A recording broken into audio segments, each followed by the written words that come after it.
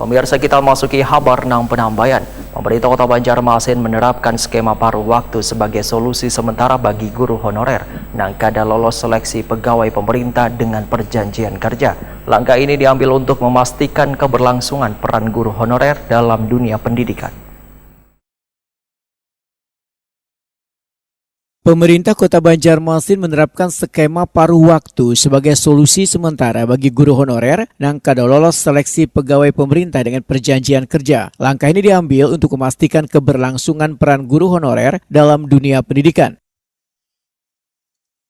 Skema paruh waktu ini merupakan solusi sementara sambil menunggu kebijakan terbaru dari pemerintah pusat terkait nasib guru honorer. Demikian dipedahkan Wali Kota Banjarmasin Muhammad Yamin, Wetakuni Prima TV tengah hari Selasa 1 Juli 2025. Muhammad Yamin memedahkan mayoritas tenaga honorer nang kada lolos seleksi P3K adalah guru nang keberadaannya sangat dibutuhkan di sekolah-sekolah di Banjarmasin. Pemerintah Kota Banjarmasin berupaya menghindari pemutusan hubungan kerja bagi bubuhan guru honorer dikarenakan perannya sangatlah penting dalam mencerdaskan generasi muda di dunia pendidikan.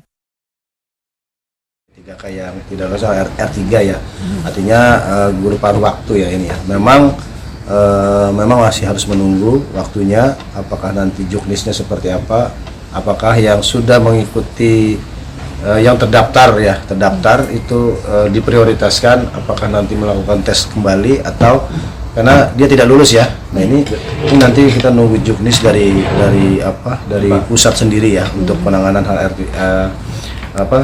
P3K paruh waktu ini.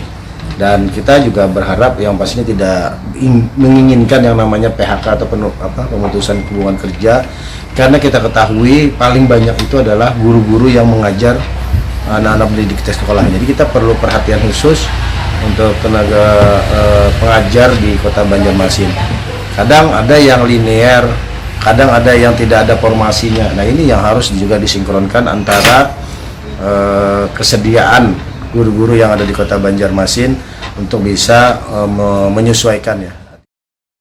Muhammad Yamin berharap guru honorer yang pernah mengikuti seleksi P3K tetap diprioritaskan meskipun keputusan akhir bergantung pada kebijakan pemerintah pusat.